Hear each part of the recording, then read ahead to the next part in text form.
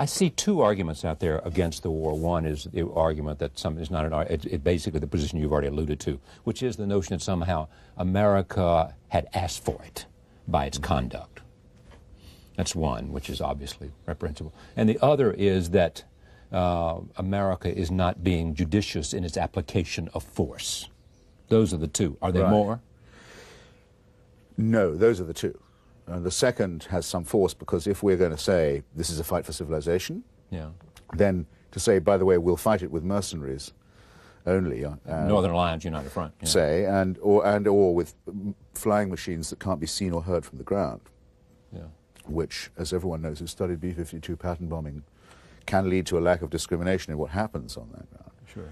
There's something contemptible about that. Okay, but why is that? Let me just explore that, because I think it's an interesting point. What is it? I mean, if you're fighting a war of which the stakes are as serious as they are, let's assume, you said earlier, in 2 years, perhaps, bin Laden's and allies might have overrun Pakistan and gained control of the nuclear arsenal, right? They were on their way. They have at least 9 to 10 nuclear weapons now, they say.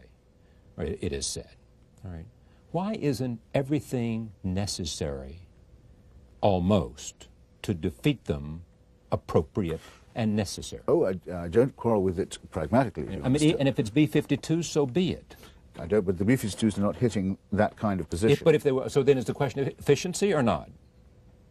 I would have to say. Is that all it is, efficiency? I'd have to say largely. Look, yes. I mean, then maybe we said the military judge the efficiency of it. The same is true of a cluster bomb. There's something unpleasant about a cluster bomb because of the way it functions. It is by design indiscriminate.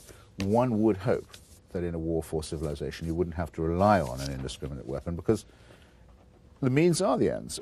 After all, as one points out firmly to the masochists and the pacifists at the moment, in the case of September 11, civilian casualties are the means as well as the end.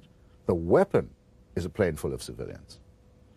The target is a building full of civilians. The means are the end. Exactly. Well, if we are to insist on that, and I think we should, then it doesn't cost us very much strategically, in my opinion, to say, well, one would hope this couldn't be said of any methods of ours.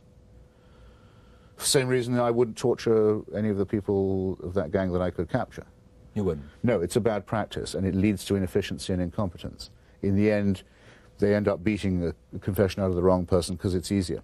There are more ways that are more skillful ways to do it. You want to have exquisite knowledge of what they know, and so you're not going to get this by using cruelty and force. No, so I don't. There's no need for what one might call our cause or the cause to be disfigured by that kind of thing. And what do you say to the fact that since history began, there have been, I hate this word, collateral damage. There have been non-combatants killed. Well, that's true whatever weapons you use. Sure. So, and since I'm not a pacifist, I think only a pacifist can make that objection. Say, under no circumstances will you take another person's life or be responsible. No. That, I think, is an immoral position, because it leaves other people to make the choices about who's going to die. You just exempt yourself. Yeah. Do you